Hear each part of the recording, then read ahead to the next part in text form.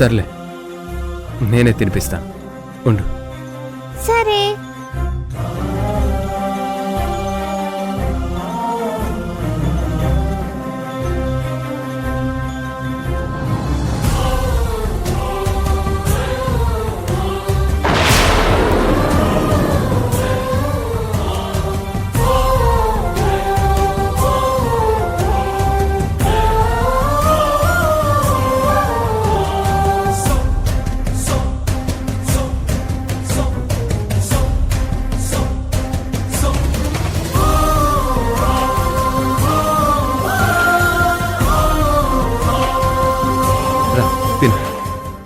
చిన్న పిల్లలకి మరి అన్నం ఇలా ఎవరైనా పెడతారా?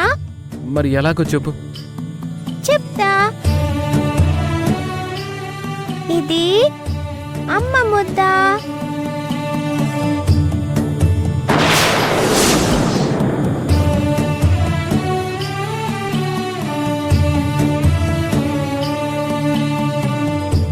ఇప్పుడు నువ్వు తిను. ఇది అమ్మ ముద్ద.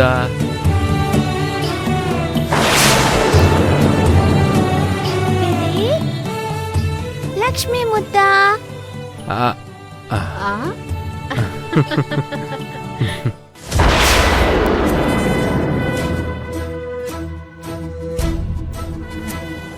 అమ్మ రోజు నాకు అన్నం తినిపించేది. ఈ రోజు నాన్నవి నువ్వు తినిపిస్తున్నావు.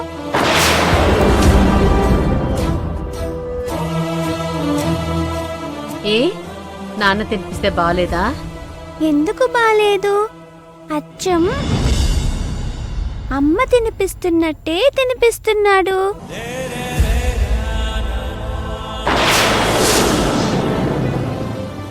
బిడ్డా, ఇప్పటికైనా చెప్పమ్మా, మీ అమ్మ ఎక్కడుంటుంది? మా ఇంట్లో ఉంటుంది. మీ ఇల్లు ఎక్కడా? చెప్పాను కదా అమ్మమ్మ, ఆంజనేయ స్వామి గుడి దగ్గర. అత్తయ్య, దీనికి చాలా తెలివితేటలు ఎక్కువ, అంత తేలిగ్గా దొరకదు. అన్నీ నీ తెలివితేటలే.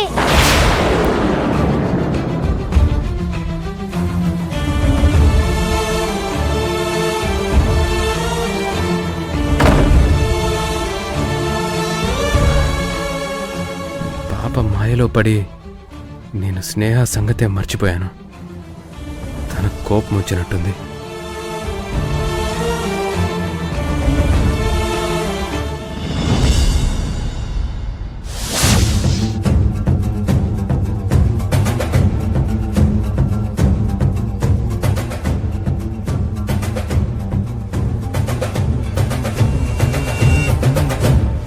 చచ్చి బతికాం కదా యమజా. కావేరి రాకపోతే నిజంగా కరెంటుకి బలైపోయేవాళ్ళం. నీకు కరెంట్ షాక్ కొడితే నన్నెందుకు పట్టుకున్నావు? ఏదో సహాయంగా ఉంటావని. మీకసలు బుద్ధుందా? మీరు ఆ వాష్రూమ్ లో చేసిన గొడవకి మన ప్లాన్ వాళ్ళకి అర్థమై ఉంటుంది. మేమేం చేస్తాం మైసమ్మా, ప్లాన్ వర్కౌట్ అయ్యే టైంకి కరెంటు పోయింది.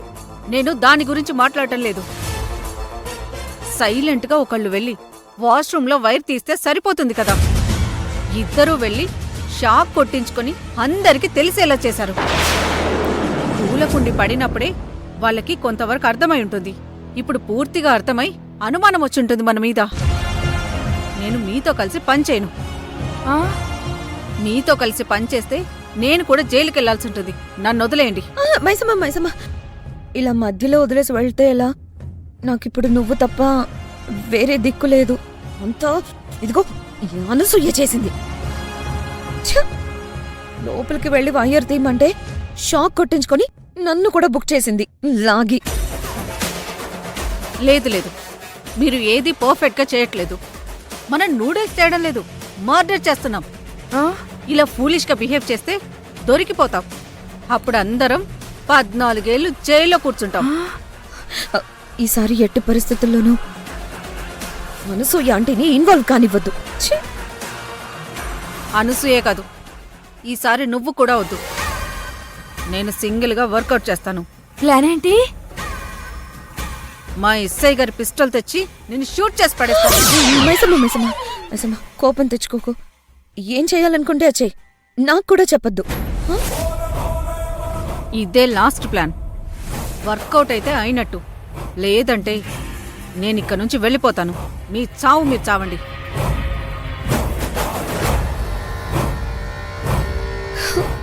దేవుడా, మైసమ్మ ప్లాన్ సక్సెస్ అయ్యేలా చూడు. రేపటికల్లా కావేరి చచ్చిపోవాలి.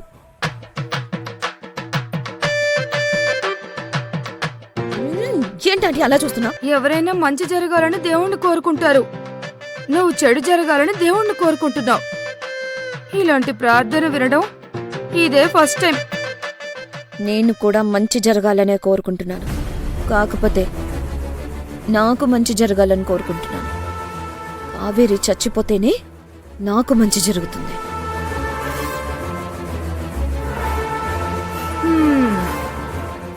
దెయ్యాలు వేదాలు వల్లించడం అంటే ఇదే. హ్మ్.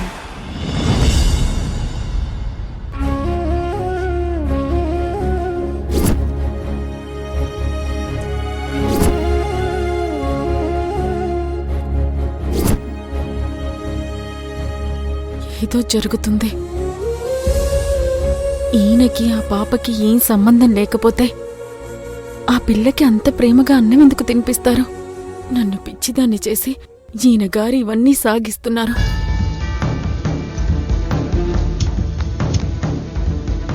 స్నేహ, భోంచేద్దాన్రా. వద్దులేండి, కడుపు నిండిపోయింది. స్నేహ, నువ్విలా ప్రతిదానికి ఫీల్ అయితే ఎలా? లక్ష్మి చిన్నపిల్ల. నేను కోప్పడేసరికి బాధపడి బయటికి వెళ్ళిపోయింది. ఇంటికి తీసుకొచ్చాక బ్రతిమిలాడి అన్నం తినిపించాను. అంత మాత్రానికే తను నా కూతురైపోతుందా? ఇవన్నీ నాకెందుకు చెప్తున్నారు? చక్కగా లాలిస్తూ మరీ తినిపించుకున్నారు కదా. దాంతో నీ కూతురు కాకలు తీరుంటుంది. అది చూసి మీకు కూడా కడుపు నిండిపోయి ఉంటుంది. మధ్యలో నన్నెందుకు లాగుతున్నారు?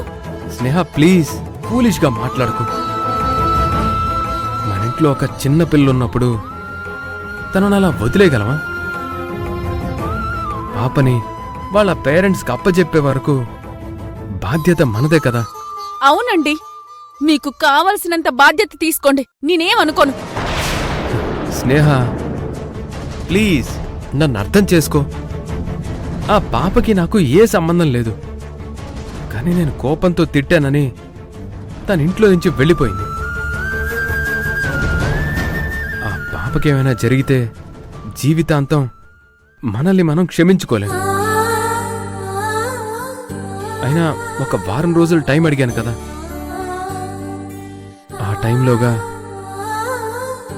ఈ నాటకం ఎవరు ఆడుతున్నారో కనిపెడతాను. మీరు చెప్పేదంతా నిజమేనా? నిజం స్నేహ.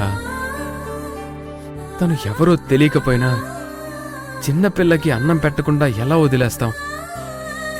ఆ ఉద్దేశంతోనే అన్నం పెట్టాను తప్ప ఇంకేమీ లేదు.